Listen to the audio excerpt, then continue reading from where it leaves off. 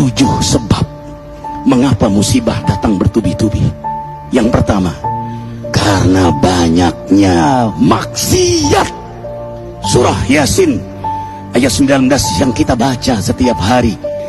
Kemalangan terjadi, musibah terjadi, malapetaka terjadi karena dosa keterlaluan kalian kepada Allah. Yang kedua, karena banyaknya orang berbuat zalim. Dengarkan surah Qasas ayat 59.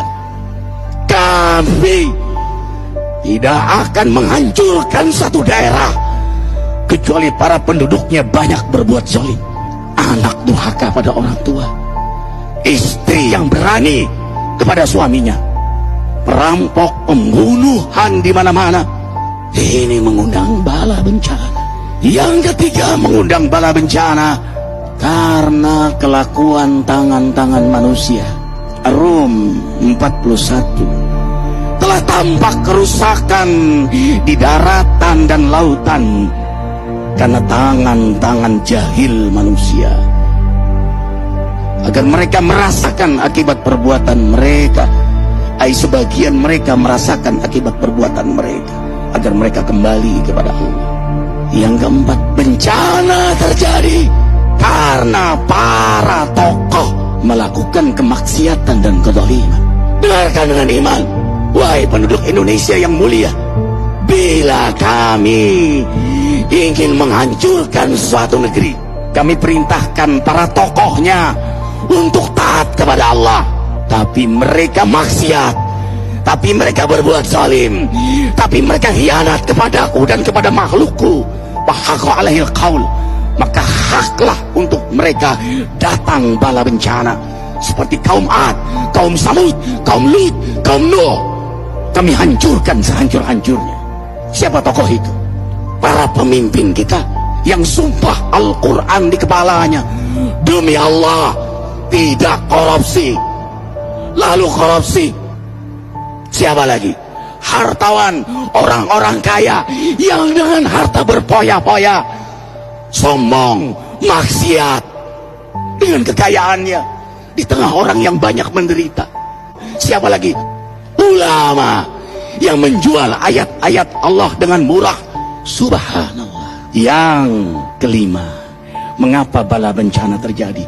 Karena orang-orang soleh, orang-orang baik diam melihat kemaksiatan dan kemungkaran.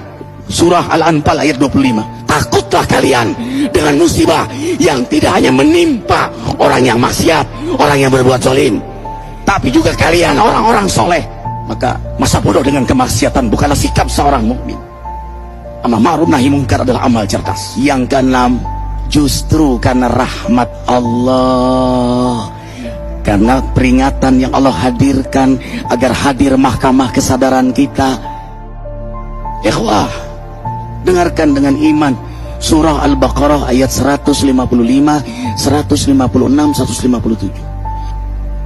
Kami pasti uji kalian dengan sesuatu yang buat kalian takut lapar, takut miskin, takut kematian.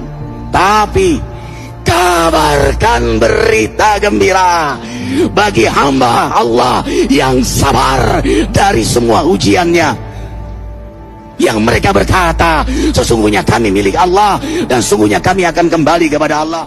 Yang terakhir, yang ketujuh, ada yang nanya, bagaimana yang maksiat yang selamat? Tenang-tenang saja. Yang berbuat zalim malah sukses. Di mana keadilannya? Allah Maha Adil. Dengarkan surah Hud ayat 15-16. Barang siapa mencari kesenangan dunia, lalu dia menghalalkan semua cara, apa kata Allah? Kami beri, tapi di akhirat tidak mendapatkan secuil pun kenikmatan, malah nikmat di dunianya menjadi bahan bakar azab untuk dirinya. Itulah istidrat. Lalu apa sikap kita sekarang? Orang beriman menjadikan peristiwa apapun sebagai jalan untuk mendekatkan dirinya kepada Allah.